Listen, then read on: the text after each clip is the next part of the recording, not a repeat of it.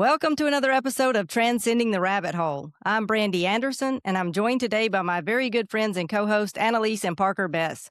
Today we have with us a very special guest. Roger Kendrick is returning for a follow-up conversation. We're super excited to delve deeper into the topic of interdimensional beings, extraterrestrial contact, and consciousness. Roger, welcome back. It's a privilege to transcend this rabbit hole with you. Thank you, Brandy and Parker and Annalise, and I really immensely enjoyed our last conversation. So I'm just stoked and ready for this one. Us Yeah, too. we're so excited. Yes, so glad you're Yeah. back. Yes, I'm so excited to get into it. I thought, in our last conversation, we touched on extraterrestrial contact a little bit, the reality of interdimensional beings and the nature of consciousness. And today, we're just going to slide right on down that rabbit hole. So I was thinking maybe we could kick this conversation off by exploring the nature of consciousness. I was thinking that might set the tone for where we're headed today. And when we talk about consciousness, I think of it as like a unified field in which everything has its origin, something we're all expressions of, and something that we're all tuned into in various frequencies. And when we really stop and consider how limited our perception truly is, it's pretty humbling. Like the human eye only sees a tiny slice of the electromagnetic spectrum. And there's an enormous range of wavelengths that exist all around us all the time, but we just aren't able to perceive them. There's colors and sounds. So it would just be arrogant for us to think that we could know all there is to know from this very limited incarnated perspective. But Roger, I know you talk a lot about higher consciousness. So maybe you could tell us, how do you understand consciousness and the role that it plays in our human evolution? Yeah, so consciousness is actually one of my absolute favorite subjects, especially like expanding consciousness, expanding the human consciousness.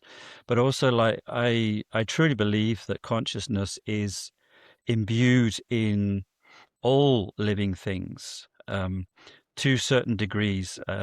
Humans, animals, plant life, etc., to a certain extent, and not maybe exactly like the human consciousness or even an animal consciousness, but consciousness is always expanding. And I think that's part of Source, Great Spirit, God. That's what is the plan, I think, for us to expand in our consciousness and to learn and to have fun and to create with it, because I think consciousness comes before physicality. Physicality is something that is created from consciousness, and that's how I imagine how God or Great Spirit, created everything. That it was through maybe a vibration or a sound, a vibration, a wavelength, like you talked about before, and that has brought matter together. So it's consciousness that comes before every other thing. And so I think consciousness is something that is filled, it fills the universe, fills the multiverse, and comes before the physical. So that it's a fascinating subject. Yeah, I love that. I Ooh. love that explanation. Roger, I guess you would say that consciousness was the very first emanation of kind of a God, pretty much. If it goes all the way back to, the first emanation, I would imagine, since God is Mm. consciousness, his emanations would therefore be consciousness too. Am I on the right path with that? Yeah, I think so. I mean, whatever God is, whatever Great Spirit is, I think that consciousness is the main component. Personally, I see God as like a multiple layers, or it's something that we can connect to. Um, Also, in has like both the feminine and the masculine. So it makes sense that we are males, females, that we are showing we're showing the creativity of God, and God, I believe, has like all these facets. Um, it's absolutely fascinating. So we are truly children of Great Spirit, and are here to show the creativity of the Creator, um, and to live it. So that's definitely spot on, I think. definitely. That kind of brings me to our last conversation when we kind of got into interdimensional beings and extraterrestrials and like the Nordic race of the Mm. extraterrestrials. Have you now you said you had some contact with them through your astral projections. Was there any kind of message they gave you on consciousness? Like was there any kind of like direct message like, we're here to raise consciousness of the population of Earth or anything like that? So so basically, the connection that I felt to my, I would say, like soul family, um, has been mainly through dreams and a little bit through meditation. So not really through. I did have like I did have like a lucid dream where I sat and had a conversation with this blonde woman. Well, she chose to show herself as a blonde woman. Um, and that was absolutely amazing and fascinating for me. So it wasn't so much, we didn't talk so much about raising the vibration or anything like this because I just got straight to the point. So I said, I looked at her and I said, because I recognized her and I said, "Oh, it's you." When I woke up this morning, I knew that I'd be talking to you today.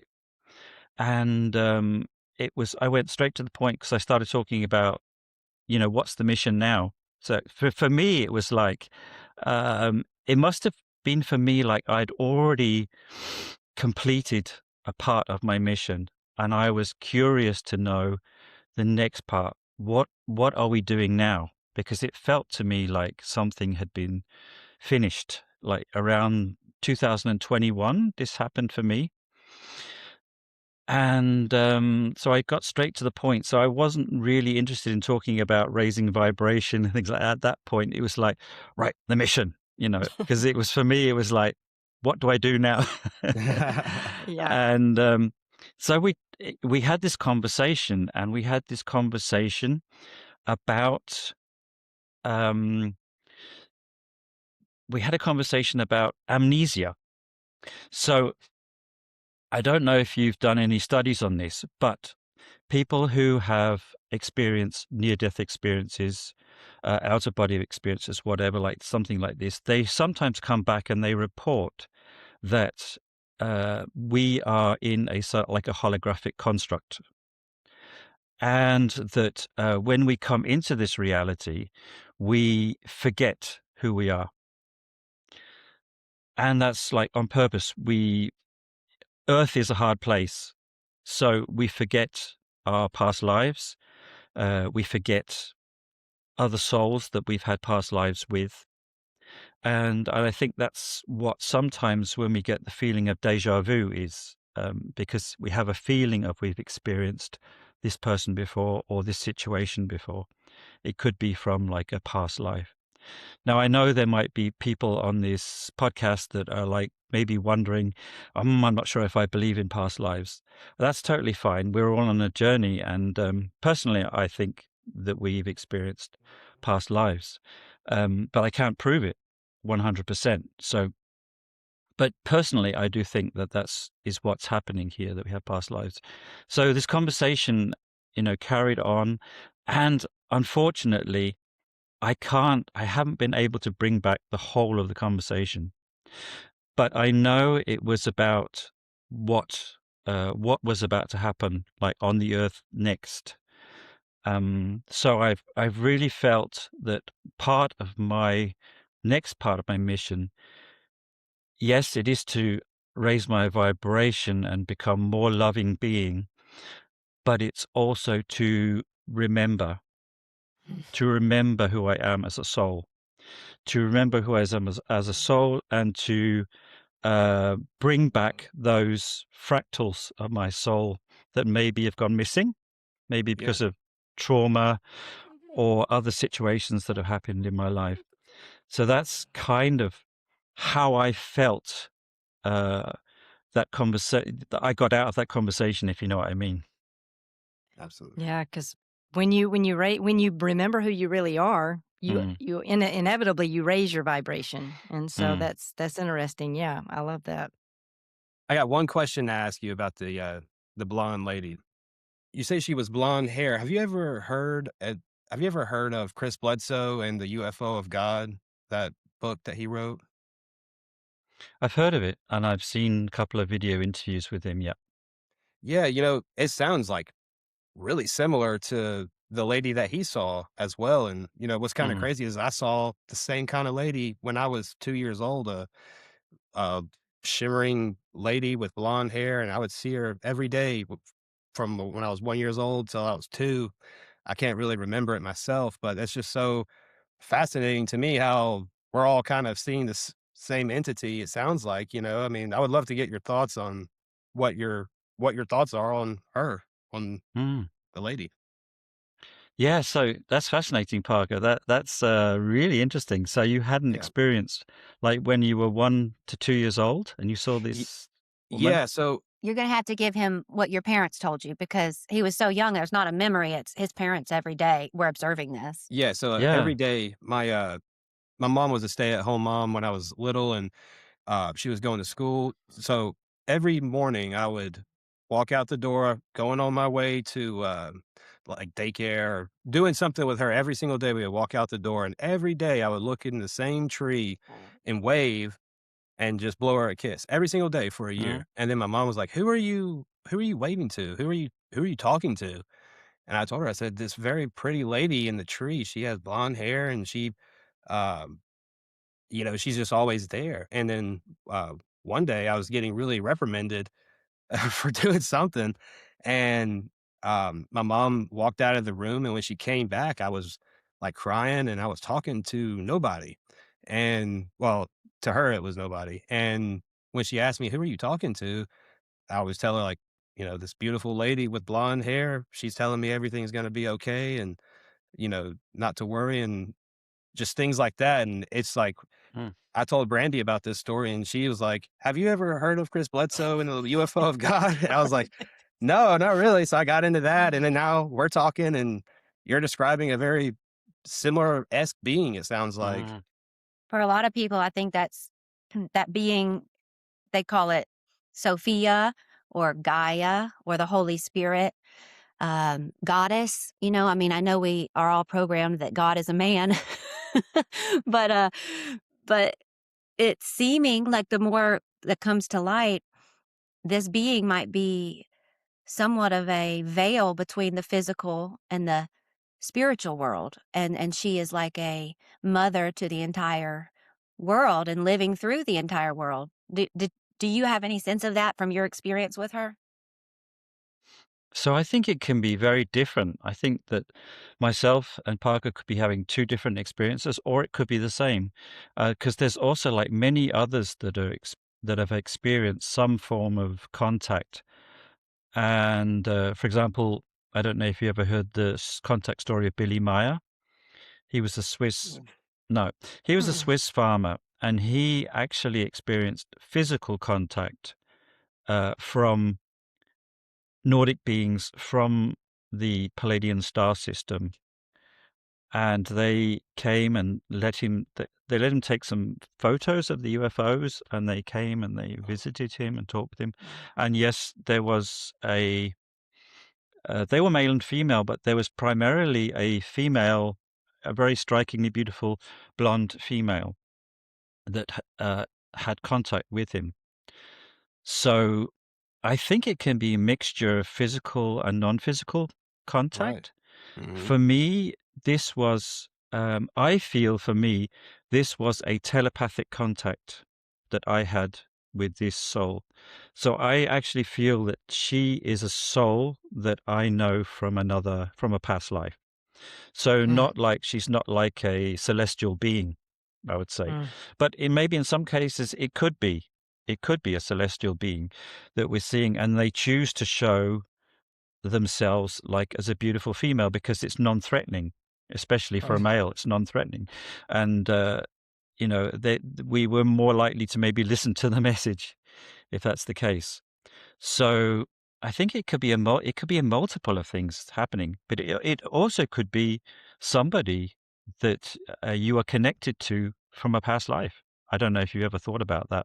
Yeah. Oh, yeah, for sure. It's just the connections of the beautiful lady with the blonde hair just were standing out to me because it just seems so Mm, like, I mean, like I was telling you, like I told Brandy that, and she told me about the UFO of God, and ever since then, it's just been like, like blonde hair. It's just tons of people having the same experiences. It's really quite mm, fascinating. Chris Bledsoe says that she's the same being that we, or that not that we, but that the Egyptians would have called Hathor, um, mm, Yeah. Isis, maybe, um, M- Mary Magdalene. Even I mean, there's a lot. That feminine archetype, that divine feminine archetype that pairs with the male divine male archetype that is sharing that Christos, that Christ-like spirit with the world. I've done a lot of research into her, into mm, and it seems like that is what she represents, but she appears at different times as different beings. It's sometimes it looks angelic, sometimes it looks like the Hathor, the woman with the cow horns. Sometimes it comes across to people as the Holy Spirit, but the underlying message is this is the closest thing we get to know about God is this mm, entity, is this because God is not an entity, God is this source of all life, like we've been saying, the consciousness itself. But it seems like the lady who keeps appearing to people in this kind of our type of realm, she seems to be like the divide between uh the realms above and our realm here below. Not that she is mm, source God herself, because we all are fractals of God, but that she is the mother of the physical realm. mm, So I'm Hmm. just interested if any of that came through because you're, like Parker said, you are like the third, fourth, fifth something person in our life over the last year that has talked about meeting a lady in either mm, meditation or dreams or actual contact. mm. Yeah.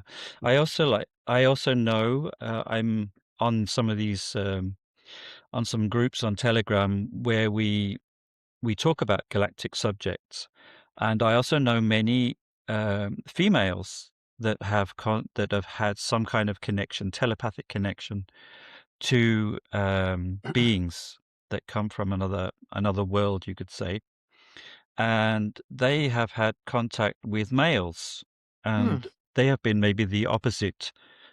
Like they have, you know, big, strong, tall, maybe 7 foot high, maybe also with blonde hair or black hair, but also like strikingly beautiful. And for many of them, some of them actually feel that that could have been a partner from another life. Hmm. Oh, Or um, I don't know. Have we talked? We haven't really talked about the whole starseed phenomena, have we? So we'd have to have a new not yet. conversation on that. Yeah. But Yeah. some people that are here on this earth right now believe that they have had a past life on another world in another star system, and that would be typically what you would call a starseed, someone who incarnated in a human body to come and help the collective raise up and expand our consciousness here on earth. Hmm. I totally believe in all of that. 100%. 100%. Yeah, there's so many star seeds, and I think star seeds know who they are too. You feel it. It's like an intermission that you can't deny and you can't run away from, even if your ego wants you to. Yeah, and it can take many years before you find out. I mean, for me, I didn't really find out until 2021. So it took me 54 years to find out. But I, like you, Parker, I also saw something when I was a kid. I I had this like it wasn't like I had this imaginary friend, but I always felt that there was this some kind of fairy that was taking care of me. I don't know, like Tinkerbell from Peter Yeah. Pan. Yep. For me, it was like there was like this tiny Tinkerbell that was hovering over me sometimes and just like Huh. taking care of me. And that was just, I felt that was totally natural as a kid. Hmm. Yeah. And the way you two get fairies that take care of you as children is super interesting to me. You're clearly connected in some soul group form. Like, this is an amazing conversation. I was about to say, I really think from what you're saying, it's like me with the lady and you with the fairy, it's just all like a divine protection. And like the fairy could be a fairy, or it could just be like for you at that moment in time, at whatever age you were, maybe that was your construct of like, this is a good presence. Like, this is like my protective presence that's protected me, That's what I kind of think of, at least when I think back to my experience. Yeah, but I also think, it could also be, I do really believe that fairies are real. Like, Oh, yeah. leprechauns, fairies, like the Irish have such amazing folk tales about the little people, as they would be called. And they said they would hang out in the forests and they would help people, but maybe they would like tease people as well. They were like, they had like a bit of a like trickster in them, but not nefarious. Like, they just love to have fun and have fun with Right. humans as well. So I actually think that there is, on the spectrum of creation, there could be all these beings. Maybe they are interdimensional, so they can appear or they can disappear or into another realm. A bit like Sasquatch or Yeti. Yep. That's another subject, because Yeah. I think you could also group them with aliens, because of what Yeah. I've heard, they're also interdimensional. So they can walk the earth, they can eat the fruits, they've interacted with people, they've taken offerings from people, but sometimes they just, when people see them, sometimes they just disappear. It's like they're going into another dimension, and I've heard that they possibly have spaceships, or they can go into another realm. So I think this is a fascinating conversation, because it expands the subject, that Yeah. it's not just aliens, but consciousness can maybe use many forms, also like other beings on the earth that maybe we don't know about. So, Well, I'm a little jealous because you two yeah. had fairies watching over you, helping you, and I was just winging it. So that Yeah, explains a exactly. lot about how my life transpired. But yeah, I like what you said, Roger. They're interdimensional beings. And from my sources on the other side, it's vast. Like the amount of interdimensional beings, it's just so vast. And we have no labels, no context for that. So we're seeing maybe some people are seeing these things and they just don't have language for it. And we don't understand it either. And also, I would say they can present how they want to, because, Jesus presented on the road to Emmaus in one form, or he looked one way, and then he revealed himself later when he wanted to be known for who he was. Same thing with Mary Magdalene at the tomb, right? So there is a sense that if you ascend into a higher dimension, if you are, from a higher dimension, you can manifest in a lower dimension kind of however you want. You can kind of conceal your identity or show how you present how you need to. So perhaps it's funny that women are seeing men are seeing beautiful women. Perhaps these interdimensional beings are presenting in a way that they can be well received. Because they know our thoughts and our innermost inclinations, so they know what would frighten us and what wouldn't. So that's just fascinating. Yeah, and they also could be physical, beings that are in a higher density that pop into our reality as Yeah. well. So At this point, anything is fair game. Like, at this point in 2026, it is ridiculous to dismiss any of this as woo or as fairy tale, because we're definitely living in the woo and fairy tale. Like, this is real life, though. This is real. And I think as our consciousness continues to grow as a human race, we'll see more of this, more and more and more and more. We'll see more of this. And then hopefully pretty soon it's not so taboo to talk about. It's not something that anybody's going to laugh about or say that's crazy, because it's not. It's consciousness is everything. And so consciousness is in all of these forms. Yeah, and you're right. And I think there's been an agenda on this earth through governments from the last 100 years, definitely, probably longer, further back, to actually stop us or to blind us from the fact that there is alien life on other planets. And that it's been an agenda from the dark side. It's been an agenda to try and stop us reconnecting to our true roots, you could say. If you go further back to the ancient texts, you see that humans of Earth had lots of interaction with people from the stars. Lots of interaction, both the nefarious ones and the more positive beings. And you can see that all through. You can see that in the Old Testament. You can see that in the other, the Atrahasis epic, the Epic of Gilgamesh, Yeah. and the Eridan Genesis, which are all documents that are older than Genesis in the Bible. So, and that's where a lot of the Old Testament comes from. They've ripped off some of these stories and put them into the Bible.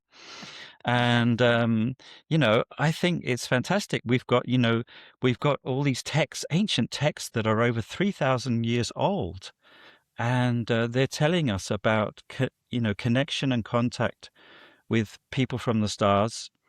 And there's been a cover up to try and say, no, it wasn't. It was this or it was that. And I think that's also an interesting conversation. It is.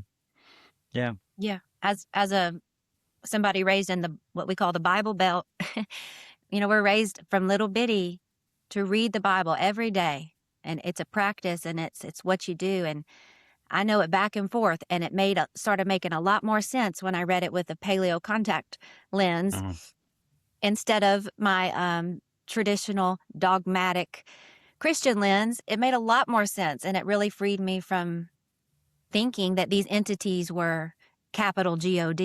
It really freed me from a lot of confusion that most of people who would call themselves Christians are still under, because that's how we're indoctrinated to be. And but when you can see paleo contact has always been, it's not so scary, it's not so frightening. It's like, oh, okay, this is normal. This is how it always was. And the people at the time might have misunderstood it as God. Absolutely. Or maybe they didn't, and it's just our current religious systems that made us think it's God, when our spirits know much better. When we're reading through this Old Testament, we know that's not my God. That's not where I come from. You can feel it, So it's good to hear you say that, because I think we've all three fallen down that ancient text rabbit hole as well, and trying to tell people that the Bible is from older texts that actually give more detail and much different detail. That and they upsets name some the people. entities as well. Yeah, name the entities. Names. It's not like people like us are out here making this up. It's it needs to be well known. Yeah. And also, you talk about the ancient text of 3,000 years. Gosh, there's cave paintings of like 10,000 years that show spacecraft coming down, and it's still on the walls there, as well as, you were talking about the Epic of Hasis, or maybe I'm mispronouncing that. Epic but of Gilgamesh, yeah, the Epic of Gilgamesh. But that alone leads into the Sumerian tablets, which are considered, the most ancient of the writings that we have story-wise. And so I wanted to say that, but I also kind of want to get back to what you were saying at the beginning about the Pleiades, and how, we were talking about the Pleiadian star system for just a second. And, for everybody listening, the Pleiades, they're known to other cultures as like the Seven Sisters, or seven star system. It's a system of 7 stars. And I would like to get your thoughts on that, because, the Aborigines people, the oldest culture on Earth, that's where they say they came from, was the Pleiades. And this is the oldest culture on Earth that even dates back to, their writings say they were there before the moon was even there. And that sounds weird and taboo to people, but hey, this is a Transcending the Rabbit Hole podcast. And there's multiple evidence that shows like the moon is hollow. There's no way the moon could have been placed in that spot any more perfect than it is, with artificial type structure to it. So I would like to know your thoughts on all of that. Yeah. So start with the moon. Yeah, definitely. The moon wasn't always here, and it was definitely towed here, or Yeah, I believe that. it was an alien spaceship that was brought here into our orbit. Definitely, yes, Mm-hmm. that's definitely true.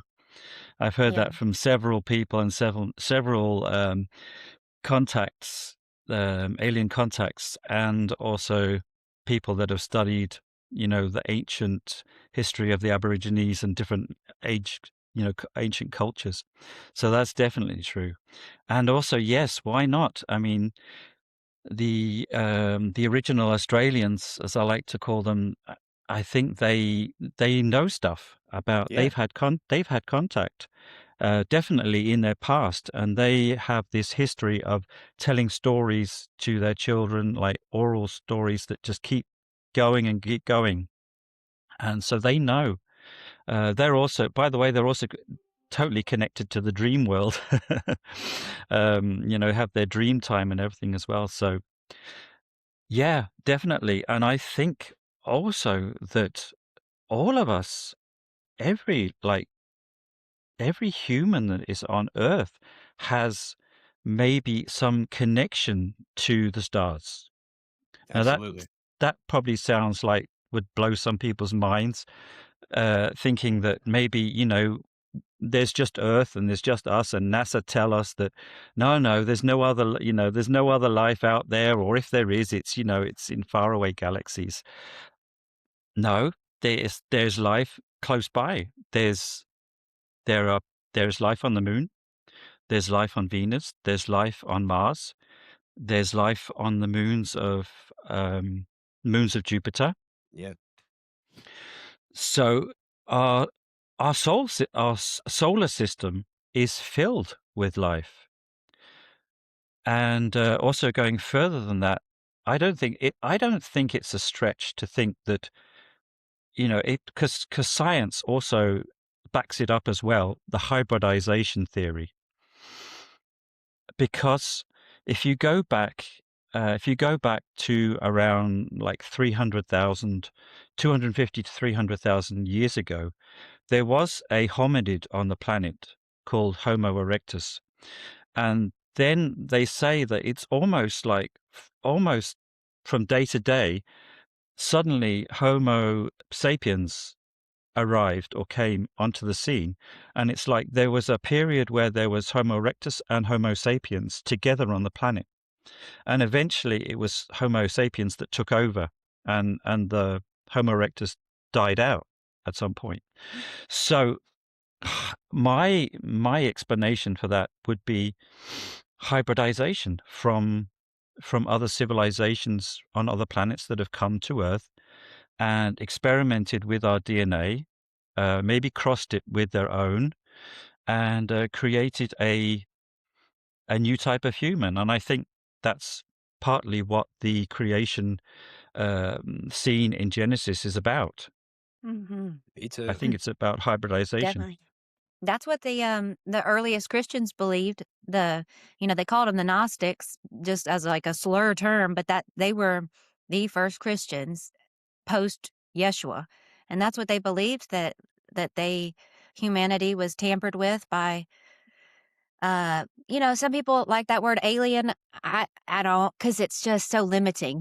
But these sky people, these people from the stars, these The beings, Anunnaki or the Elohim. the Anunnaki. Yes, Anunnaki is another word, and a lot of, that's what they believed, is that this is almost like, I don't like to use this because it sounds glum, but it's like a prison planet, for our souls to reincarnate and overcome this Useful. this false programming that they call them the archons, have done to us in manipulating the original creation of source consciousness, whatever that was, whatever perfect earth was here before they came and manipulated things and brought new things and brought their moons and brought, all these things that really messed with us. So I think what I hear you saying and what I feel is none of us are really quote quote human. I mean, none of us are really totally human. We're all if you go back and you look at these ancient texts, it's undeniable that there's more to the story than we were told. Hmm. Yeah, so I think definitely this, the panspermia theory, which is like basically that life has been seeded, life has been seeded Yeah. on Earth. That makes a lot of sense to me. The Earth was Mhm. formless and void, it says. So it wasn't, it was just ready to be terraformed, I could Mhm. say, you know. So I do believe, yes, the Elohim, they came to Earth, and it was Elohim plural. So it was Yeah. a group of beings that came to Earth. And somewhere along the way, these group of beings became to one being, like to Yahweh, Mhm. or these other different names for the different gods. And but they were a multiple of beings. Yes, they were different. They were probably taller, because probably the people of the earth at that time might have just been like 4 or 5 foot high. And then, so these beings that came may have been 6 or 7 foot high. So to them, they would have looked like giants. Yeah. They looked up to them as giants. So, I think that's what happened. There was maybe some that thought, wow, this must be gods, this must be God or gods or coming. And there was also the temptation to worship these beings. And that's partly the reason why we don't maybe have full contact now, is because if they came back, like very visibly came back. I know they're having contact. We're having contact with a lot of beings now, but if they came back and it was like on the White House lawn or something like that, there would be some cults. There would be some people that would be tempted to like bow down and worship them, or say, "Oh, you've come to fix the situation." No, and that's not what it's about. Because from what I understand from other, from people who have had contact, it's all about us now, because it's all about us standing in our own power. It's all about us standing in our sovereignty, and to begin to stand up to this cabal, this world cabal, this world deep state who've controlled us for so long. It's for us to stand up to them now. And of course, we will have assistance from galactic beings, other star nations, mentorship and things like that. But we have to like change the system ourselves. So the Yeah. people of Earth. Otherwise, if we don't do that, we will always like be reliant on someone else. We'll give our power away to someone else again, and that's the whole point of it. Is of them helping us is for us to Mhm. stand in our own power, so we don't go back to these biblical times, where we sacrifice the people or gold things to these Yeah. these little gods with a little g, because they just took advantage of us. But I think there was different factions of the Anunnaki, and some wanted to help humanity, and some wanted to just use humanity. So I think when you look in all of these texts, you see the story of Enlil and Enki a lot. So, and it always seems like that Enlil was this guy who took on the persona of Yahweh Mhm. and became the bad guy. And he was the one who thought the humans were too loud, and he wanted to like get rid of them. Whereas Enki or Ea, he wanted to help the humans. So this is why in the Old Testament you get this good God, bad God. Yeah. You say of course, in some texts, God sounds like a monster, and this is this Enlil character. And then God says, "No, I'll save you. I'll, build a boat like Noah." And this story about the flood is in all of these stories and myths. So, and Enki, he wanted to help Noah. He was called different names as well, Udnapishtim and different names, but he wanted to help him. So I imagine I don't think it was a normal everyday boat that he built. I think they had some amazing tech. It could have been and the animals, I don't know. I'm not sure if there were live animals on the boat. There might have been some for food and different things, but I think it was maybe a DNA library. Yeah. Yeah. DNA bank. Yeah. Yep. Yeah. Absolutely. That's you say that about Noah, and you're right. Like, he had tons of different names, Zia Zidra, as well as Gilgamesh. That's the main one, the Epic of Yeah. Gilgamesh. Yeah. That's really what they all stem from.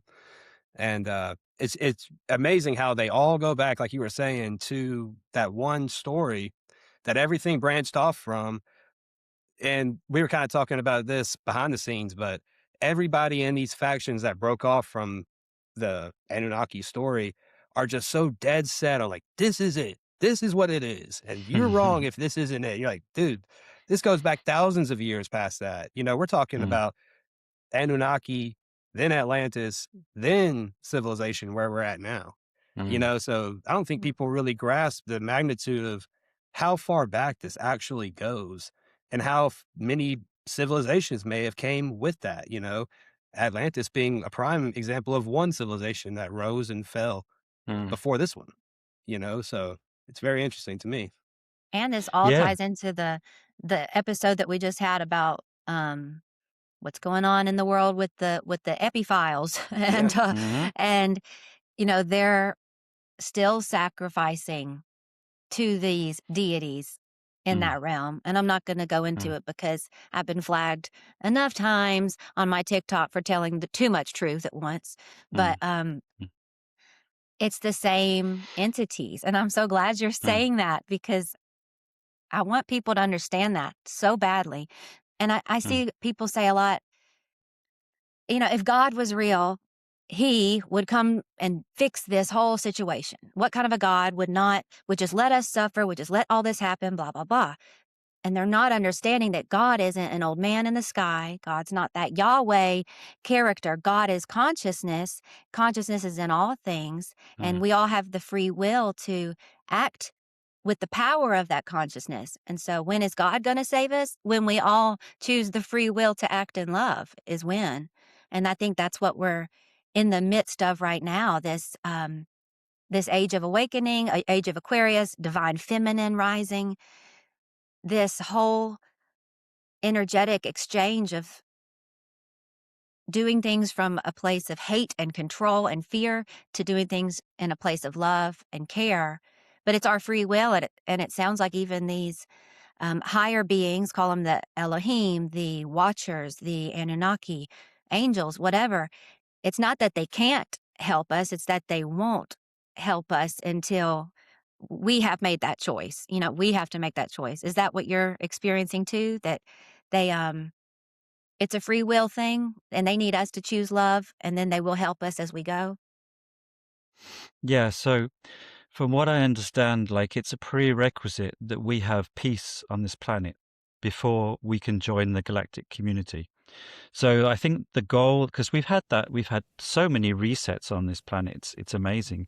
In the times of Atlantis, Lemuria, the older times, there was regular contact with other beings from other, star systems. So just to maybe give a bit of context to history of where we are in history and what happened in history, is that in the 1950s, there were two groups that came to the Earth.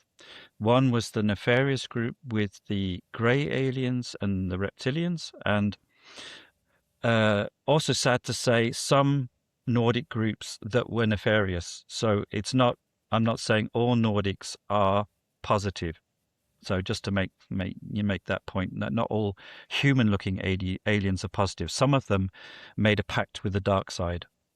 So there was a group of those that came, and they spoke with a group called Majestic 12 or MJ 12. And this group was basically the group that was in control of America at the time, or maybe in control of the world. Yeah.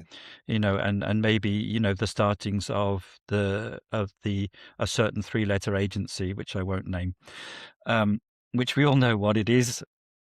And there was also a group that came around the same time, and they were positive beings.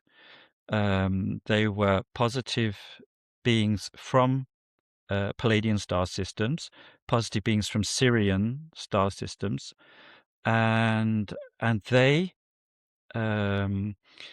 talked with Eisenhower, or a representative with Eisenhower, and he actually wanted to take their offer, because they were saying that, like, okay, if you promise to destroy nuclear weapons, if you promise to work for peace, if you promise to work with other countries to bring a peaceful solution to war, then we will help you. Because they at this point, the dark side, you could say, had already made an agreement with this Majestic 12.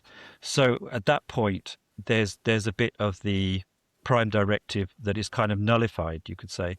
So if there's if they're going behind their backs, then the positive side can come in and, like, balance that out, if you know what I mean. So that's what happened. But it was because America was controlled, and maybe even to this day is still controlled by forces that we can't see and people that we can't see, and the politicians are just the puppets that are being moved around the board, the chessboard. So yeah, that's what happened, like, in the 50s. And so they went with the dark side, you could say. So they said, okay, you can abduct a certain amount of people if we can get your tech. So they were just interested in the tech from the dark side, but maybe they didn't realize that it would get so bad. So that's going to say we've been, like, on a really quite a dark path from the 50s until the present. But I can feel that things are changing now, and I really felt a change in 2021 for myself, because I had my own personal awakening. But then I felt like I started to remember who I was. I started to remember that I came to this planet with a purpose, and to help change this situation, so that we can finally get rid of the deep state, which is not just an American thing. It's a world thing. Yeah. Yep. They control the world. They cut up the world, and and you've got, and to get into the religious thing as well, you've got Benjamin Netanyahu right now saying that he wants to create the conditions for the Messiah to come, because they believe that Messiah is coming for the first time. And then you've got the evangelicals that are saying, we've got war. This means that the Messiah is returning. Yeah, exactly. So it's one big mess, It's like they're focused on the Messiah coming or coming back, where really it's about us embodying the Christ within us and becoming the answer ourselves. So Yeah. Roger. Yeah. That's it right That's there. right. That's it right That's there. it, Roger, 100%. I got to ask this one question, since you've led into it with the war stuff, but what would, in your personal opinion, if Israel, America, or Iran, or somebody else, but probably those three, shot a nuke off, right? Are the Nordics, or are extraterrestrials or interdimensional beings gonna shoot the nuke out of the sky, do you think, in your honest opinion? Yeah, I think they've already made that clear. From what Yeah. I can understand, they have communicated to several world leaders. They have also communicated to contactees and other people. people in the government that have become, whistleblowers and things like that, they have communicated that they will not allow us to destroy ourselves. Right. They will not allow it because it creates a rift in the space-time continuum. Yeah. So a nuclear bomb that goes off on our planet, that can have repercussions in, star systems maybe hundreds of light years away. So, that is quite clear that they won't accept that. And it's not just the Nordics. It's like there is a galactic coalition, you could say, or a galactic alliance, and it's like an alliance of beings in like many different densities, you could say. So I don't think like I've kind of explained the difference between dimensions and densities so far, but I would say that our universe is in its own dimensional bubble. So it's like one dimension in a way, but we can have experiences that seem like we're in another dimension, for example, like in dreams or astral travel, or, and these beings, we say we're in the third density on Earth, but these beings can be maybe in the fourth, fifth, sixth, seventh, eighth, and they can still be physical, but it's on another level. It's on a level where their molecules or whatever it is spinning at a faster speed. So that's how I understand it. So so if they come, like if, for example, you're in your bedroom and then a being maybe from the seventh density comes into your bedroom and has a message for you, like, don't worry, we've got it under control. Or maybe, do you have any requests for us? Let's say that happened to one of us. They can lower their vibration down to the third density so that we can see them. We might see this blurry picture. We might see that like very bright. From what I've heard, it's like the higher you go up in densities, the more brighter it is. So they might be like very bright. They might look like an angel, like you would say, angelic or whatever. So that's how I understand it, with the difference between, densities and dimensions. So these beings of this intergalactic or this galactic coalition, they can be on different material densities. They can go and they can see what's lower than them, but those people in the lower densities cannot necessarily see the higher densities, if you know what I mean. Unless they lower their vibration to meet us where we are. Yeah, and they also can be around us all the time, right? Without us knowing it, like without lowering their vibration, like invisible to us, but standing right next to us, so to speak, right?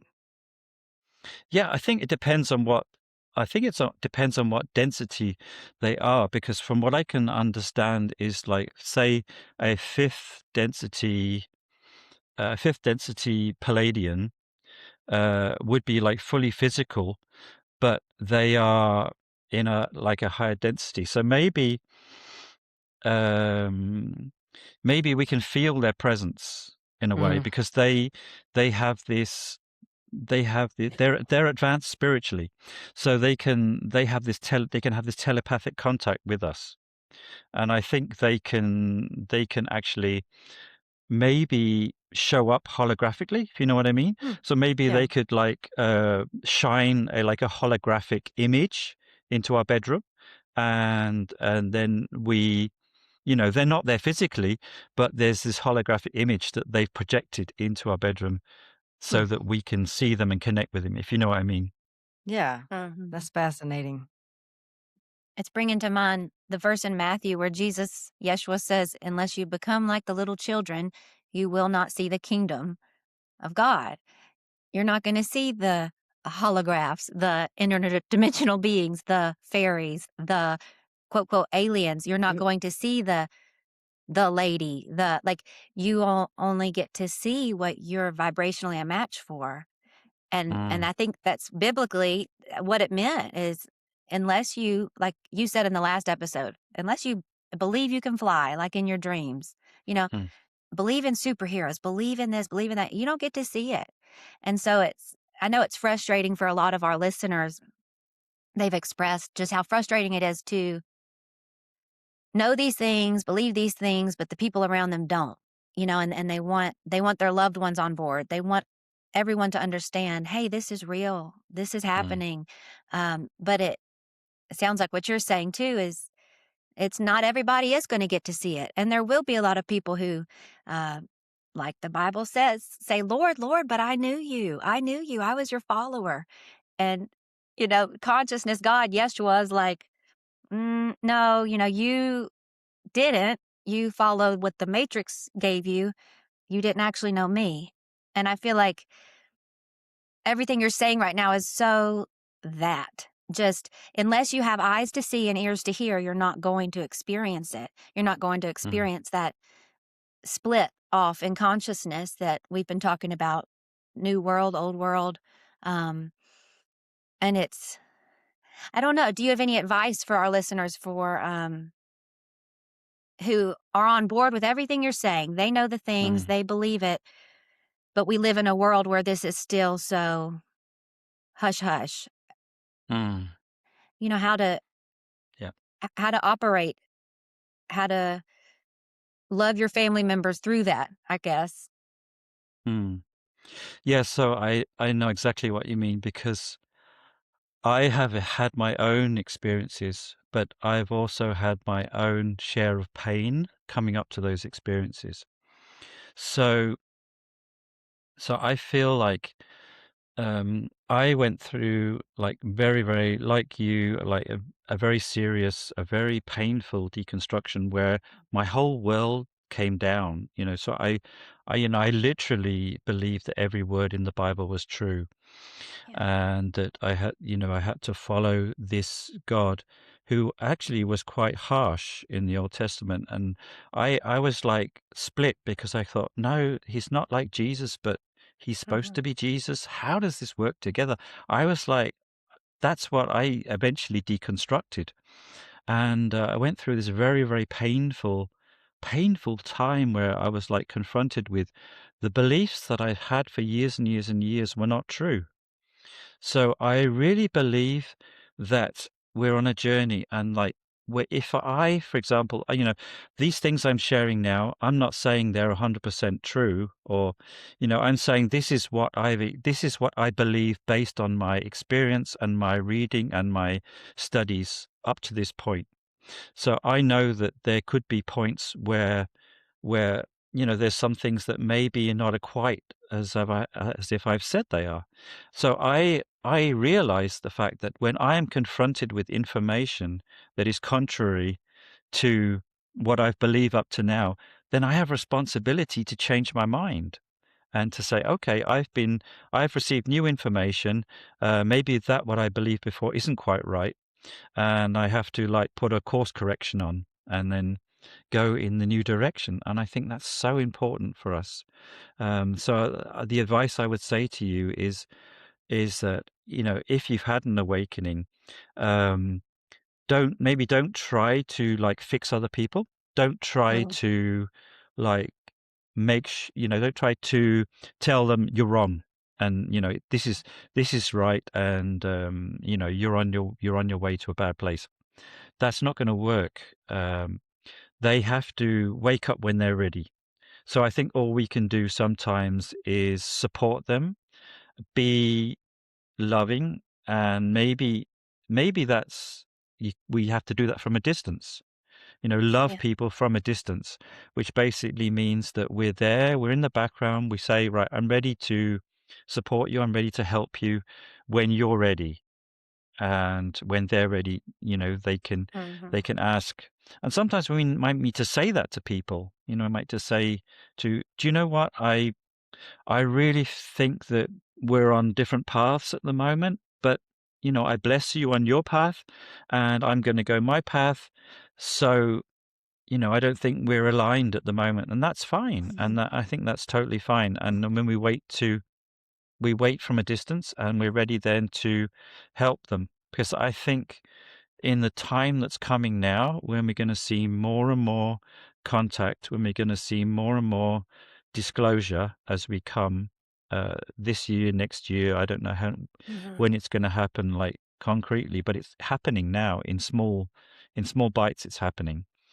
So we can just be there ready to help people, ready to support them and love them when they're ready, I think. And yeah, it's really been frustrating for me because I feel like I'm alone where I am now. I don't feel like I have awesome people like you guys, physically in my surroundings where I can talk about these things. That's why I love these podcast conversations. It's really awesome, and it's great for my soul as well. Absolutely. Same here. Yeah. Yeah. Same here. Everything you're saying is Let it's me and just Annalise talk about every night in our sheds. yeah. No, it's just it's the most Christ-like thing anybody could say. Just love and support that person. Love and support them, and you're not going to try to convert them. Just like in the church culture, we all hated trying to be converted all the time or being pressured to go convert others. And on this path of just love and peace, there's no converting. It's just, hey, you're where you're at. I'm where I'm at. I'm going to love you. That doesn't mean we agree, and have a great day. Yeah, It's so freeing, I guess. And my one thing that made me ask that is we have a 7-year-old son who does still probably believe in all the things that children should believe in. And he asked me about 2 days ago, if aliens are real, why do so many grown-ups act like they're not and act like you're crazy if you know they are? And I'm like, oh, buddy. I was like, just buckle up, He's But smart. I said, he is so smart. And I tell him, well, because most of us grew up in a time where this sounds quote, quote, outlandish. And you were shut away or shunned for thinking and saying things that are just true. I said, but that's changing. And I hope talking to him, I hope as you grow and your generation grows, this becomes more of a topic of discussion. This is like what we talk about at parties. This isn't so, this isn't so hush hush because it's kind of the biggest deal right now. Yeah. And I think that like Hollywood has a lot to answer for because they have pushed this narrative that aliens are bad. Like aliens are here, they're going to come, Independence Day, they're going to come down and they're going to take over. They're these monsters that are going to come and take over the earth. And it's done something to the population of the earth where people are kind of like, no, not aliens, because they're so different from us. They have such a different agenda. So the governments of the world and Hollywood and the filmmakers, they have like a big responsibility in all this. And I think they're going to be walking that back. The next few years, I think we're gonna see more and more maybe documentaries or films that are showing maybe a little bit more realistic. Of course, there's nefarious aliens and positive, but I think if you look at the universe in whole, I think that there's probably at least 90 to 95% positive aliens, and there are maybe the 5 to 10% that are service to self. So I don't think we need to be afraid in any way. Yeah, I agree. 100%. Yeah, and I think that's also part of the agenda. Hollywood is also they're puppets in many ways. Yeah. A lot of Hollywood is just an extension of the ones on the top of the pyramid that are really calling the shots.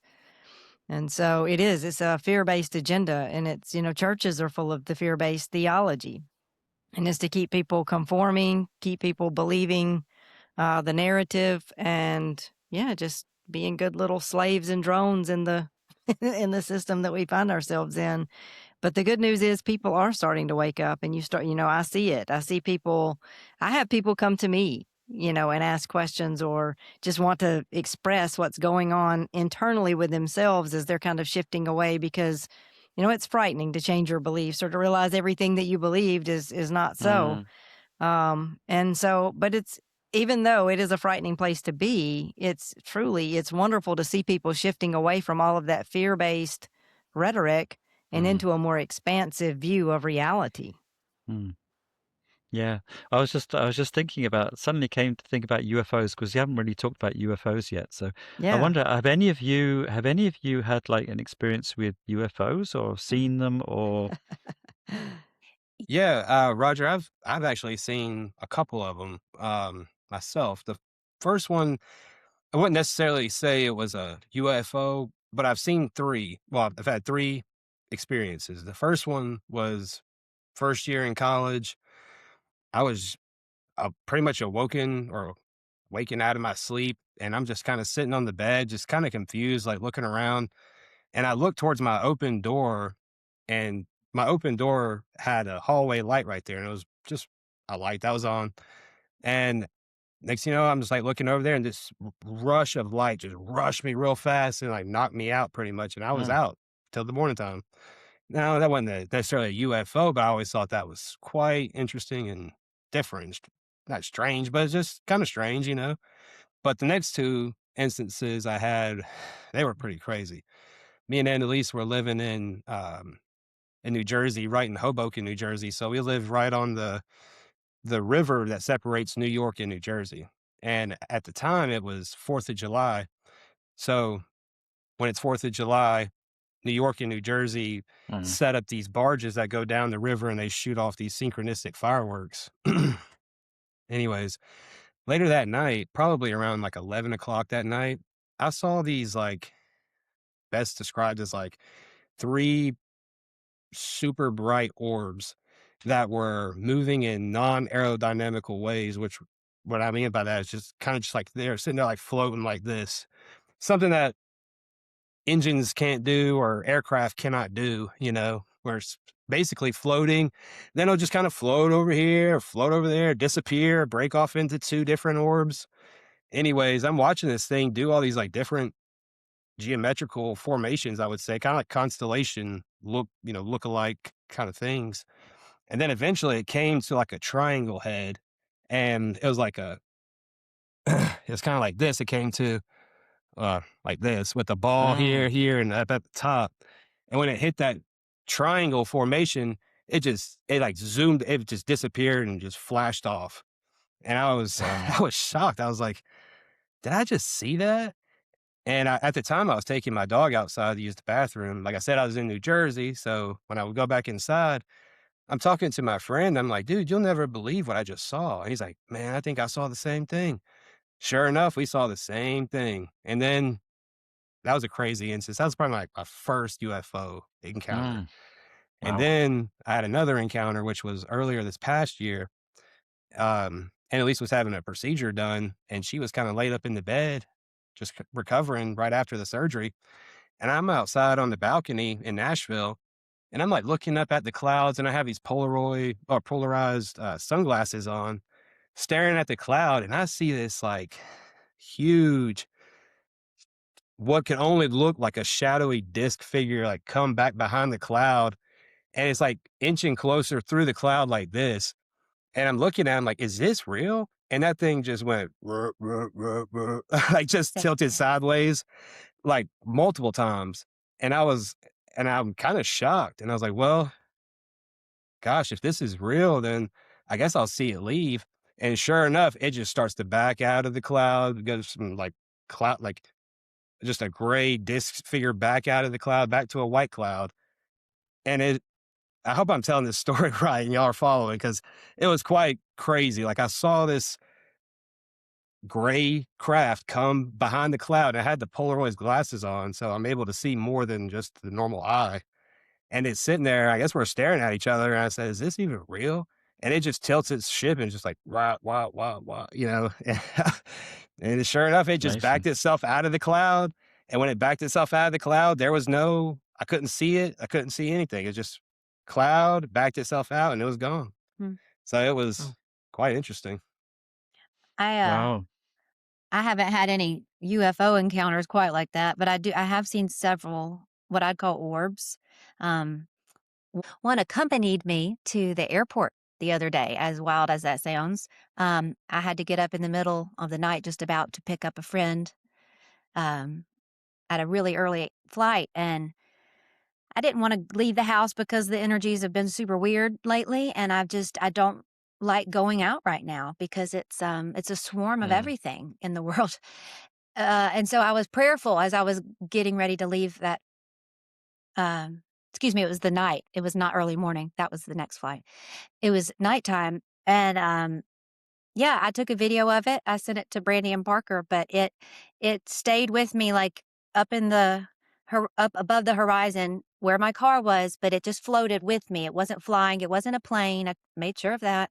I mean, I am going to the airport, so I do see planes going around. It was not a plane, and it stayed with me, and it felt very much like an answered prayer. I prayed for protection and comfort as I go out into the city, which I don't usually do, and there was this white orb just floating with me all the way.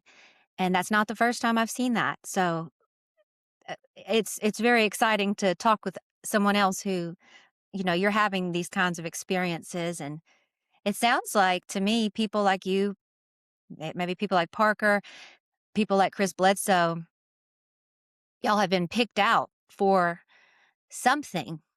Call it a star seed, call it a mission, but picked out to be somebody that is contacted regularly and be a voice in this um, great awakening. But back to you, I mean, have you had these kind of experiences or anything like that? Yeah, just like while I remember it, I just wanted to comment on yours and Parker's experiences. So that the first one you said, Parker, it sounds a bit like you had your own missing time experience there in Yeah. the dorm. It it sounds like Yeah, right. something happened there. Very, very, very interesting. And then you talked about the orbs as well, and I think, and also you, Annalise, these orbs, they can be, from what I understand, they can be metallic, which is like more, um, you know, a metallic orb that is maybe reconnaissance, or it's like a satellite. It's finding out information about its area and the people and stuff. But you have these plasma orbs, which is Yeah. probably what you saw, It was which like is that. they're like made of plasma, which is a very, very, very high technology, you could say. And these would be sent out from beings in higher densities, I would say, Hmm. or beings that are technologically and spiritually maybe thousands of years ahead of us. So definitely, I think you were definitely protected there. You also have some kind of guardian looking over Yeah, you as well. I feel that. Thank you. I do feel that. Um, like as crazy as the world is getting or will get, we are divinely protected. Not just me, not just us, but by all of these higher dimensional beings. There's such a I have this knowing that there's such a large portion of them that truly love us and want to Mm, help us. mm. Yeah, and they do, because they're like our cousins. Yeah. We are essentially, in the human family. So we might be hybridized. We have a bit of this and a bit of that. We maybe have a bit of, DNA from the Sirius star system. We might have some from the Andromedan star system. But we are all like in this human form, having this human experience. So it's my understanding they're not that much different to us. I mean, they poop, they go to the toilet, they have families, they enjoy food. Maybe as you come higher up in densities, maybe more of the seventh or eighth densities, they're more less physical, and they don't maybe partake of food and water in More the same way. smoothies. smoothies. They probably have an alien smoothie, yeah. Right, yeah. So, but yeah, it's my understanding those that are our closest cousins, which would be maybe some Syrians and some in the different star systems in the Pleiades, and maybe Alpha Centauri, people that are called Seleuci. They are also very, very are close cousins as well. They had a civilization that lived on the Earth, and some of them went underground, and they are called Telosians. So it's not just out in space, but there are many civilizations living in the Earth as well. Yeah. As well. So I look forward to see them as well, and shake their hand and have a conversation about things Yeah. as well. But you asked me about my experiences. I don't have too many. I mean, it's more on a consciousness telepathic level. But we went. I do have one strange experience where I was in Germany, and the family had gone there on holiday. We were in the south of Germany. And one night I was like out on the deck outside, and I was alone. The rest of the family were inside watching TV or something. But I was just drawn outside. So I was outside on the deck, and I was just looking at the stars, and I was just thinking, wow, amazing. Hi. And as I looked up, there were these lights came from one side of the sky, and it was like there was one that looked like a meteor. It wasn't a meteor because I checked there was no meteoric activity, but it looked like a meteor that was going across the sky, just like horizontal all the way. And behind it there were like 4 or 5 bright lights, and they were just following it. And it just went from one side of the sky, like totally horizontal. It wasn't like debris or anything, so it wasn't going down towards the earth. It was just going horizontal across the sky until it kind of disappeared on the other side. And I was like mesmerized. I was like, what? And it's like, I was so mesmerized. I couldn't, I didn't feel, I wanted to be in the moment. So I didn't take my camera. I didn't take my phone out to take a picture. I didn't run in to tell my family because I think they might have just dispersed by the time they came out. So it was a very personal experience for me. I felt like it was possibly my star family giving me a message and saying, look, this is for you. We're here, don't worry. We're looking after you. That's what I felt from that experience. But it was very, very clear, very, almost like, like you said, Parker, it's like, what? You can't, because you've never seen something like this, your brain can't compute. Right. Yeah. It has to be like on a consciousness level. Your brain is just like never seen anything like that, so it doesn't know what happened. But I felt very comforted after that. Right. The energy exchange that people speak about after encounters are always so similar. It's I felt a comfort, I felt a peace, I felt a protection. That's something you can't deny, that energetic signature when you have these encounters. So I think that hopefully gives people a lot of hope and peace. The people who have a fear mindset about anything not human, which we really put ourselves in a pickle as humans with our arrogance. We think we're humans and that's all there is out there, and God made us and no one else, and we're it, and that's all. No, I mean, oh my gosh, that would be tragic if there's a whole universe and we're the top. I mean, Still believing in an old man in the sky. that would be awful. And to me, it's so much more natural to know that of course there's more out there. Of course there's more out there. Yeah. And thank God I'm not the top of the food chain. Has to be. Yeah. Because if we're the top of the food chain, the galaxy's in trouble. But thankfully we're not. And one other thing I wanted to say is, you have young children, right? Roger, I I think you said that. I did, yeah. I've been through that experience. They are adult now, so They're grown. both my they're adult children, adult kids. They're like 29 and 26. Okay. Boy Well, and a girl, yeah.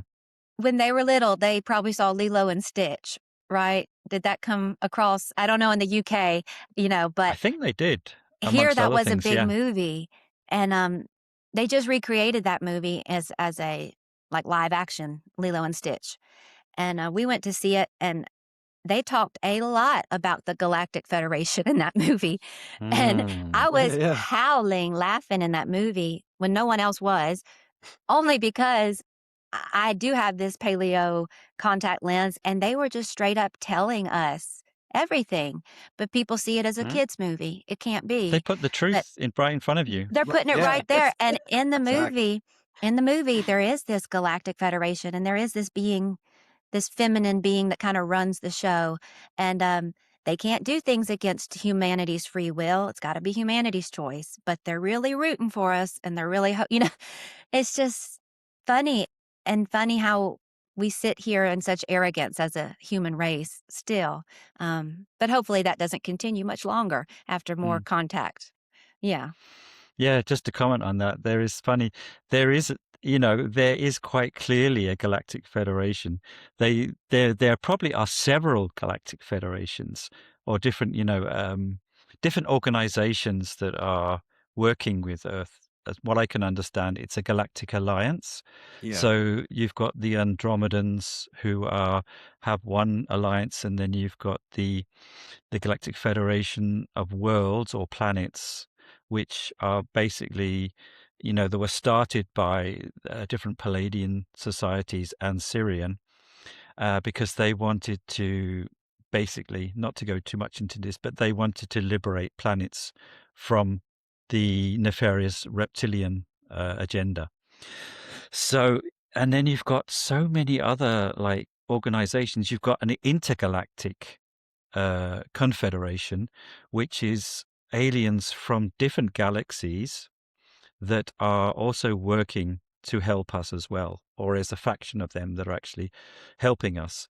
So, up in the sky, there are probably cloaked ships, or Galactic Federation ship that's cloaked and doing different operations that we might never hear about, or hopefully we will hear about one day. But yeah, because they've got the tech, they've got their advanced civilization, they can totally cloak their ships so that no one can see them. And sometimes they pop in and out of reality, or they show people that they're actually here, and that's the the experiences that we have seeing UFOs. But also as well, our own governments, they have their own reverse engineered UFO type crafts as well. Yeah. They do, and they've cracked it. They've cracked anti-gravity. They've cracked interstellar travel. So officially, we don't have the ability to travel interstellar, but unofficially, we do. Right. Yeah. Off the record. Off the Yeah. record, yeah.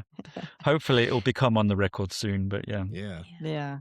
Well, Roger, last time you were with us, you shared about a missing time experience. And at the end of that, as you were finishing up telling us that story, there was this sound that ended up in the audio on the recording. It wasn't present when we actually recorded. Everything was just normal.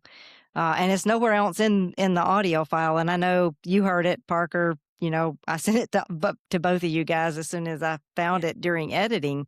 But I just wanted to get your thoughts on that. Like, what were your thoughts when I initially sent it? What do you think that was? And were you able to slow it down, listen to it in any different ways, and come away with a different perspective? I know our listeners will be eager to hear what you guys think about that sound. Yes, so I sent it to a little group of people that I communicate with, and they were like, "What the heck was that?" It was because it almost sounds like some kind of code. Yeah. So I don't know, maybe if I'm thinking with my positive glasses on, I think it could have been some kind of code sent to us, all of us maybe, that that would trigger something in us, a Yeah. memory or something. I don't know. Yeah. It's also possible that it was, a nefarious entity that just didn't want whatever I said over that to be heard. I Yeah. don't know. I'm not sure. But Yeah. it's truly interesting, and I definitely think it was planned. Yeah. Mm. Yeah. Mm. The timing was impeccable. That was. Yeah, Yeah, I exactly. mean, I yeah, Parker, what were your What were thoughts? you thinking? well, I've gotten pretty into this AI stuff. I'm building a couple things myself, so I'm using Grok and OpenAI and different platforms for different things. And I've come to find like Grok is really good with this kind of slowing down audio files and picking up like frequencies on each little word or each little noise that comes out of it.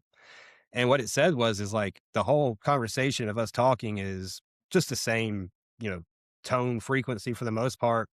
But then when we get to that one spot, it's just such a high level, a high intensity level frequency that is injected. There's no, that was communication error. It's like, this is what Grok is saying. It's a 30% chance it's a communication error, but it's more or less like a 70% chance that this was injected because of the high frequency spike that was there compared to the other audio levels. So it was a transmission that was stuck into that file at that exact moment. And Wow. that's what AI is telling me. And it's never going to come back and say it's 100%, but 70% given like 30% wiggle room, that's a pretty damn big, that's that's pretty right there for, getting a good read on what that was. Because for everybody who heard it, that's not a microphone going out. That's not Roger's microphone in Europe, malfunctioning. That was a straight transmission. That was like I like what you said, Roger. I think that was probably pinpoint accurate. Wherever it came from, it probably was to awaken your It whoever was some. subconscious or something. When you said that, that rang true with me because when he played it for me, he played it real close to my ear. I was driving and he held the phone up to my ear. Hey, I had to listen, make sure she heard it. listen to this. And when I heard it, I got this super, super potent rod of pain between my temples behind my eyes, like as if you could physically put a rod of pain right there.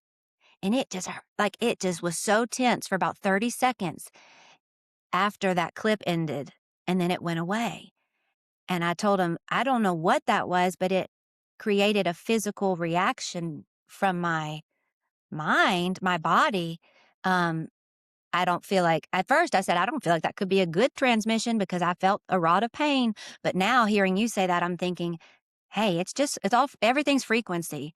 So if something came in super high frequency, some message for us, some message for the universe, my ears don't know what that transmission said, but frequency knows. And it created something very noticeable for me in the form of pain. But I don't think that means it was bad. It had a reaction. It did something. And so did it shift, like you said, did it awaken some memories, shift something in our consciousness when we heard it? I don't know. Brandy, what did you think? Yeah, well, when I was the first to hear it, so I kept rewinding, going back and listening over and over. I was like, what is that? And the video, the audio, everything seems to be intact. Like there's no glitch in the video consistent with that sound. So it did seem as though it were inserted, so to speak.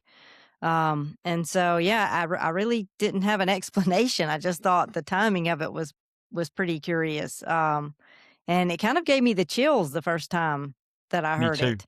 Yeah, just kind of like, whoa, what is that? And I don't get the chills very. I mean, some people are always getting the chills. That's not me.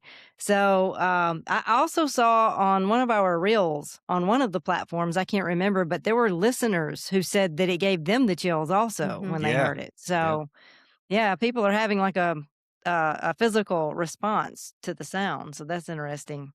Yeah, also to those I shared it with as well, they said, whoa, I just got chills. Yeah, yeah, yeah. I thought it was fascinating. So, and that's why I was like, I'm just going to leave this in there and roll with it because I don't think it's a glitch. I mean, it could be, but it No. didn't strike me Mm. as just a glitch that needed to be edited out of the file. It literally sounded like bleep, bloop, blop, blop, like something from like a cartoonized version of what we think of as aliens, something so, when you hear that, you think that's not from Earth.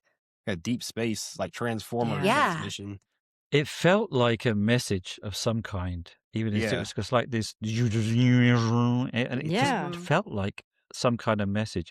And I feel like personally as well, it felt like a confirmation to me that I really did have this experience, that I really did have this missing time experience where something happened to me, Yeah. which I'm trying to put the pieces together of at the Mhm. moment. But yeah. It definitely did its job. Yeah. Yeah. Brandy said, should Yeah. I take this out? I'm like, this is transcending the rabbit hole. I don't think we take it out. I think we leave it and Yeah. and let It's a everyone whole hear rabbit how holes. yes, rabbit hole, yeah. Let everybody hear how wild this ride, I call it a ride. That's all I know to call life anymore. And how Yes. wild this ride is getting. And it's Yeah. going to Yeah. get wilder. I mean, Yes. Yeah. it's going to get wilder. I mean, have you seen the preview of the film Disclosure Day? Yes. I I haven't. mean, Steven Spielberg. I mean, every time they bring out Steven Spielberg, I think there's a message that that wants to come out. So I'm hoping it's on the more positive side this time, but we'll see. I think the film's due to come out in June, but I think Okay. that's definitely going to make a lot of people Yeah. think about Mhm. disclosure and contact. Yeah. I'm sure our media will spin things in a fear-mongering way whenever they can. Our government will spin things like that, but we're going to have to be very discerning about what's going on as this unfolds and not listen to outside narratives, because I think it's going to be a telepathic kind of communication, like you were saying, or an energetic communication, I hope, where we come in peace, that kind of thing, where you just know inside this is right. This is where this human story and beyond is leading. And because if you brace yourself against that, it's only going to seem like fear. But if you can walk into that and understand, like you've been saying, it's not all bad. It's not all good. This is a whole galaxy. It's not just us, and the light is winning and will win. Yeah, Is that? absolutely. Yeah. Would you agree? Yeah, absolutely. And it's going to, however this film turns out, it's going to open up to conversations. It's going to open up that we can have a conversation with our neighbor. We can have a conversation with our kids, conversation with people that we know, because, on a film of this scale, so many people are going to go in and watch it. So I look forward to the kind of conversations that I can have with people after that. Yeah. Hmm. Yeah. I love it. Well, Roger, I guess I'd invite you to share any last thoughts with our listeners as we close out today. Yeah, I would like to maybe share, because a lot of the information that I came with today, it's part of it is from these ancient texts and things like that. But there are also some authors that I have learnt a lot from, and I would like to recommend, if you're on this journey, if you want to know more about ancient aliens, if you want to know more about how the Earth has had, contact for thousands of years, I would really recommend, or maybe, and if you have a Christian background, or even if you're a Christian now, like there's this guy called Paul Wallis, Yes. and Yes. there's the book We here, love The him. Scars of Eden. He's got a whole series it's called the Eden series. So I would really recommend that you look into that. He is like an he was Pastor. in the Yeah. he was high up in the Anglican Church in Australia, and he went through his own kind of deconstruction and looking things again. there is a contactee called Elena Danaan, and she has written a book called The Cedars. And I recommend that as well. It's a very thick book. I recommend that you get that because she is a contactee, but she also um, tells the story of contact going back like around 370,000 years when the Anunnaki came to Earth, and she is so good at telling that story because she is in contact. She's in daily contact with benevolent extraterrestrials. So I really recommend that as well. She also has a book called A Gift from the Stars, Alien Races. And there's over 100 different alien races in that book, and with drawings as well of what they look like. Descriptions of where they come from, what they're like, what their culture is like. Really fascinating if you're into aliens. Really, really fascinating. Another book which is called The Only Planet of Choice, and this is from Phyllis Schlemmer. It is a work from a psychic who met with some people back, I think, in the 70s, and they were in this kind of Faraday cage, which is basically a place where no electromagnetism could come in. So, and she had this, they had this contact, and the being that was talking to them was with them on several, like many, this went on for like years or a year or longer. And they had these conversations where they talked about the history of Earth and the different beings that have come to Earth. And it's fascinating. It really is fascinating. So I recommend that. Also, a fun fact is that Gene Roddenberry was in on, I think, one of these meetings, or at least one of them. And he was the creator of Star Trek. So, fun fact there. He was obviously inspired by this. Yes. I believe Star Trek is disclosure. I believe that everything you see on Star Trek, that's already happened, and it's going to happen again. So, I was thinking the same thing about Star Wars. Yeah. I'm not too versed on Star Trek, but Star Wars, the Dark Force and the Light Force, it's all there. That's history as well. I think that's what we would say was the Orion Wars. Yeah.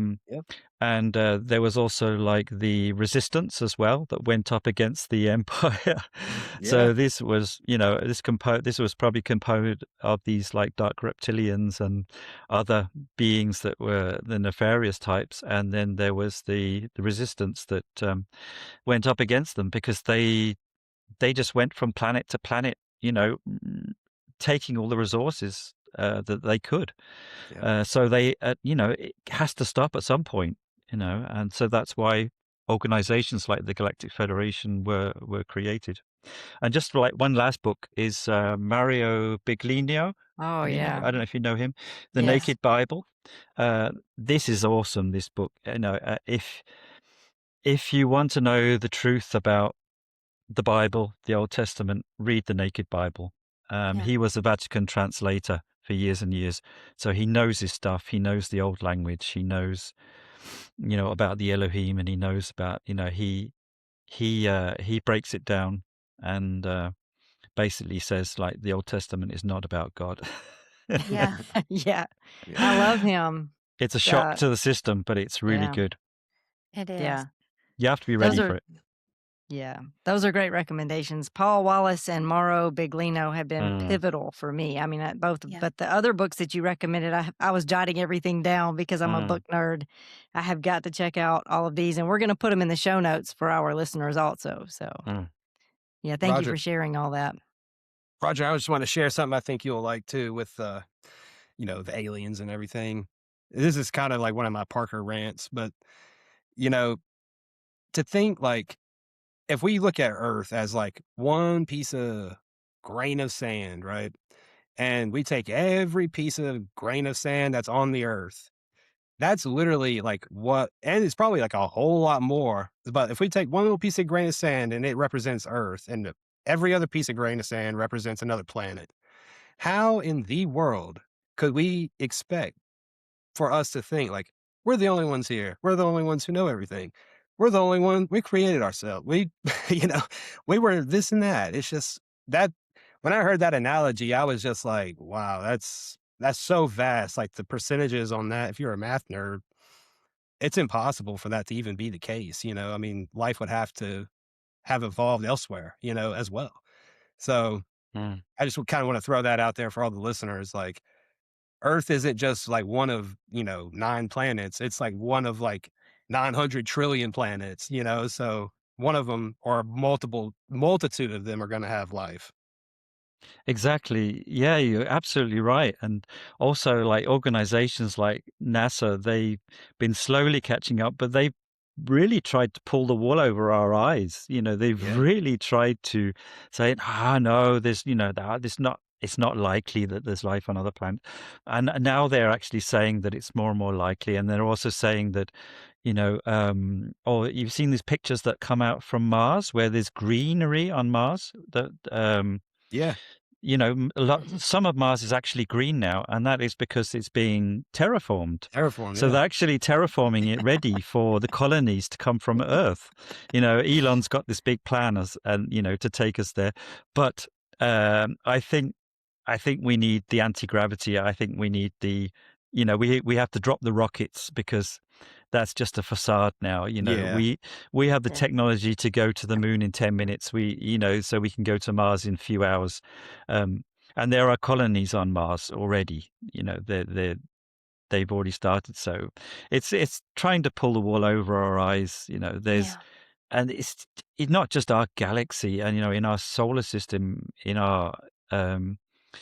the Milky Way, but other galaxies, of course, they're full of life. Yeah. Even if it was just a statistical possibility, it's going to be 100%, isn't it? That there's life Yeah. out there because why not? I mean, we're made of the same stuff as I know. stars. That's right.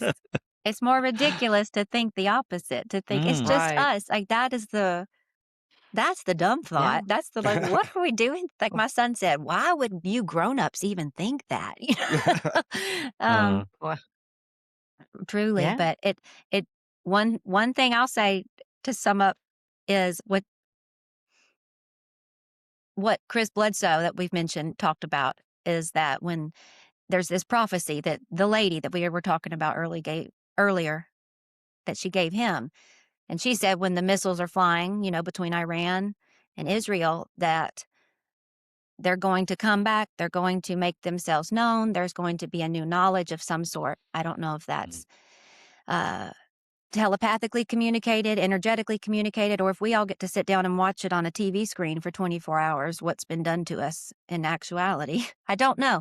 But that's happened now. We've got the missiles going. And he was told it would be, at first he was told it would be around Easter of this year. I think like NASA type people have told him, no, that would be more like in October that would happen. But either way, we're coming up on Easter. The missiles are going over. This lady that has appeared to you, maybe not. I mean, I think so, but you, Parker, and Chris Bledsoe, she's saying this is going to happen and we're almost there. So I'm very interested to see as Easter comes along or April 5th, what's going to happen? Is this going to come to fruition? Are we going to see some great disclosure around that time or not? Because when this episode drops, it's going to be pretty close to that date.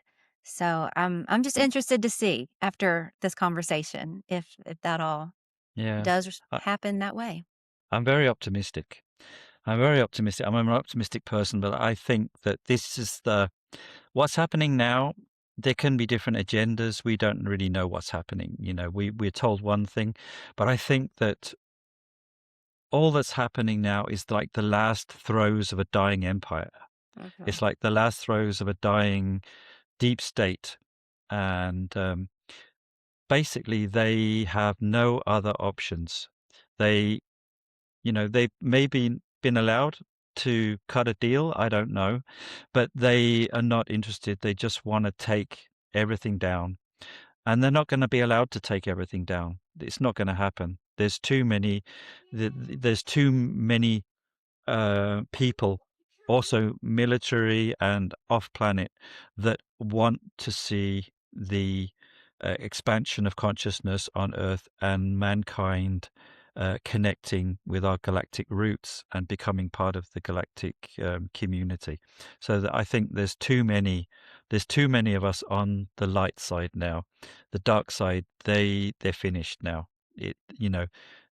These wars are going to stop, and the dark side are finished. Yeah. Yeah. Also, I just wanted to add also that trust the experts. That's one of the reasons that they've been able to bamboozle us for so long, right? People place all that trust in the experts, but with the release of the e-files, we're starting to see that it's not so wise to trust the experts. So I think more and more people will be asking questions and really using their own discernment about what is or isn't true moving forward. And that's also, I think, one of the pivotal reasons why we are going to shift into something better, and all of that's false is going to crumble. Yeah. I think so too. Yeah. Well, Roger, we have really, really enjoyed this conversation. Thank you so much for joining us again. And we'll have to do this again. I mean, there's so much more we could talk about. We could literally talk all evening with you. So, but out of respect for your time, just is there any last thought that you'd like to leave our listeners with? No, I think just that, the future is bright. Like I said, I am optimistic for it. Don't buy into this fear-mongering. Don't. Switch off the TV, switch off the news, go for a walk, get together with friends, family, have fun, raise your vibration by doing fun things, creating fun projects. Don't be a victim of the system. Say, right, I'm going to be one of these people that are going to create New Earth. So how are we going to do that? Get together with people. How are we going to create something better? And then work on that. So that would be my last comment on this. All right. Well, yeah. So, and for our listeners, I'll put your contact information in the show notes below, so that'll be there. Roger also has a podcast where he talks about all of these interesting things. It'll be in his link tree in the show notes. Go check him out. And thank you all for transcending this rabbit hole with us. As always, cosmic blessings and peace. Thank you.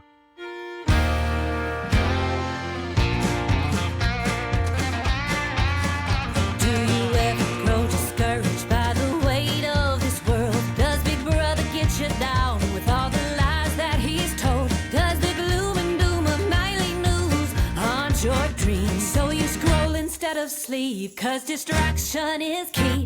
But as long as there is still a sun up in the sky, I can choose to live on the sunny side. It's somewhere between burying my head in the sand and falling down the rabbit hole again. I was sleeping just fine peacefully inside my American dream, awoken when those puppet strings were cut right off. The evidence you can't ignore, share it, call you misinformed. I know the truth, but trying not to lose my mind. I'm somewhere between burying my head in the sand and falling down the rabbit hole again. It takes a worried man to sing a worried song, and the state of humankind had me humming along. Hello, common sense, I'm convinced we've lost our way, sold our attention to the system. Now there's power to reclaim, but as long as there's a heart beating in my chest, I will cling to hope that's true. I will cast out the rest. There's no price on peace of mind, knowing you won't find it here. It's that perfect love above calling you near. I was sleeping just fine peacefully inside my American dream, awoken when those puppet strings were cut right off. The evidence you can't ignore, share it, call you misinformed.